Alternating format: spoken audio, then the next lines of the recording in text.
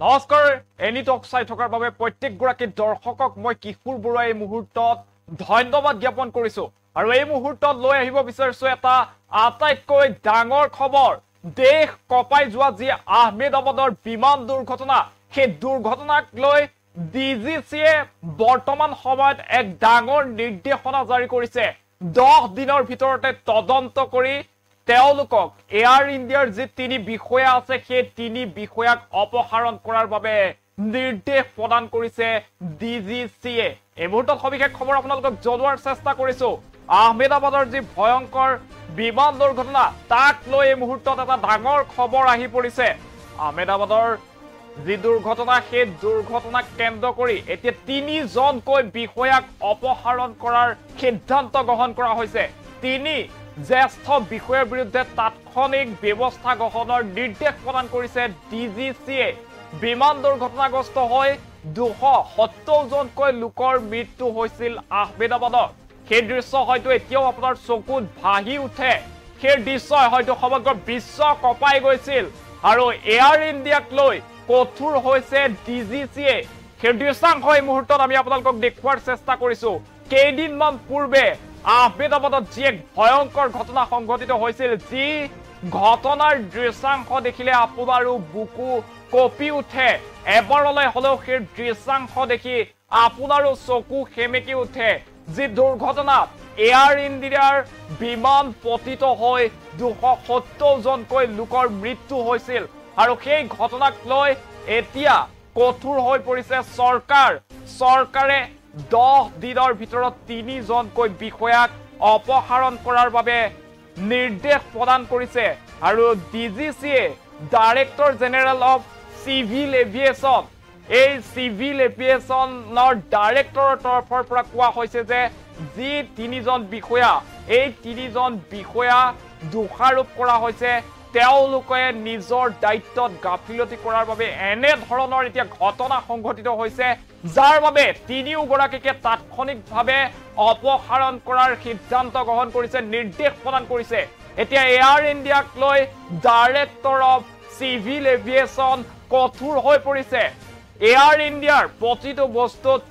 তন্নকৈ চালি জাৰি চাইছে বিগত যদি কিছুদিনৰ কথা আমি ক'বলৈ যাওঁ বিগত কিছুদিনত দেখিবলৈ পোৱা গৈছে যে ইখনৰ পাছত সিখনকৈ এয়াৰ ইণ্ডিয়াৰ যি বিমান আছে সেই বিমান কিন্তু বিকল হৈ পৰিছে কোনোবাখনত হয়তো এচি চলা নাই কোনোবাখনৰ কিবা যান্ত্ৰিক বিজুতি হৈছে এনে ধৰণৰ ঘটনা আমি ছ'চিয়েল মিডিয়াত দেখিবলৈ পাইছো আৰু এইখিনি সময়তে এতিয়া ডিজিচিয়ে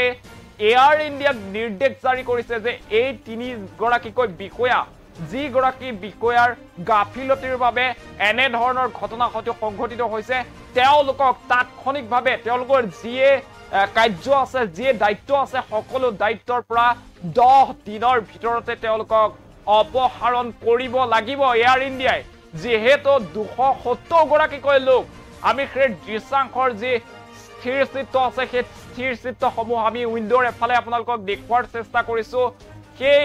দৃশ্য আপুনি চাওক আৰু ভাবক এতিয়া যেন বিমানত উঠিবলৈও শংকাবোধ কৰে বিমানত উঠিবলৈ মৰণক শৰণ দি এতিয়া বিমান যাত্ৰা কৰিব লগা হয় বিমান যাত্ৰা বুলি ক'লে এতিয়া মনলৈ ভয় আৰু শংকা আহে আৰু তাৰ পাছতে এতিয়া চৰকাৰে এয়াৰ ইণ্ডিয়াক লৈ কঠোৰ হৈ পৰিছে ডাইৰেক্টৰ অফ চিভিল এভিয়েশ্যন এই গোটেই যি বিমান সংক্ৰান্তীয় কথা আছে বিমান সংক্ৰান্তীয় নীতি নিৰ্দেশনা আছে গোটেইখিনি বস্তু ডাইৰেক্টৰ অফ চিভিল এভিয়েশ্যনে নিৰীক্ষণ কৰে আৰু তেওঁলোকে এই দুৰ্ঘটনা সংঘটিত হোৱাৰ পিছতে নিজাববীয়াকৈ এক তদন্ত কৰিছিল আৰু সেই তদন্তৰ পিছতে বৰ্তমান সময়ত নিৰ্দেশ প্ৰদান কৰা হৈছে জ্যেষ্ঠ তিনিগৰাকীকৈ বিষয়া যিকেইগৰাকী বিষয়া আচলতে এই সমগ্ৰ ঘটনাৰ লগত জড়িত থকা দোষাৰোপ কৰা হৈছে আৰু তিনিগৰাকীকৈ বিষয়াক বৰ্তমান নিজৰ যি দায়িত্ব আছিল কৰ্তব্যৰ পৰা অপসাৰণ কৰিবলৈ নিৰ্দেশ প্ৰদান কৰা হৈছে ডাইৰেক্টৰ অফ চিভিল এভিয়েশ্যনৰ তৰফৰ পৰা সেই জাননী এই মুহূৰ্তত সেই নিৰ্দেশনা আপোনালোকক দেখুৱাইছো নিশ্চয় প্ৰত্যক্ষ কৰিছে এই জাননীখনত স্পষ্টকৈ উল্লেখ কৰা আছে যে এই তিনিগৰাকী বিষয়াই কামত গাফিলতি কৰিছে যাৰ বাবে তেওঁলোকক তাৎক্ষণিকভাৱে কামৰ পৰা তেওঁলোকৰ যি দায়িত্ব আছে সেই দায়িত্বৰ পৰা অপসাৰণ কৰিব লাগে আৰু সমান্তৰালভাৱে কিন্তু ডিজিচিআইৰ তৰফৰ পৰা কেইবাটাও প্ৰশ্ন কৰা হৈছে আচলতে এয়াৰ ইণ্ডিয়াক কৰা হৈছে যে যদিহে বিমানত কোনো ধৰণৰ যান্ত্ৰিক বিজুতি থাকে কোনো ধৰণৰ সমস্যা থাকে তেনেহলে উৰণ হোৱাৰ পূৰ্বে তেওঁলোকে সেইসমূহ অৱগত কিয় কৰিব নোৱাৰে বা অৱগত কিয় নকৰে এনে ধৰণৰ খেলিমেলি কিয় সংঘটিত হয় এনে ধৰণৰ খেলিমেলি এতিয়া সঘনাই হ'বলৈ ধৰিছে এয়াৰ ইণ্ডিয়া বিমানৰ ক্ষেত্ৰত আৰু তাৰ ফল ভুগিবলগীয়া হৈছিল আহমেদাবাদত আমি দেখিবলৈ পাইছিলো কিছুদিন পূৰ্বে এক ভয়ানক ঘটনা সংঘটিত হৈছিল লণ্ডনলৈ বুলি উৰা মাৰিছিল বিমানখনত বহু যাত্ৰী আছিল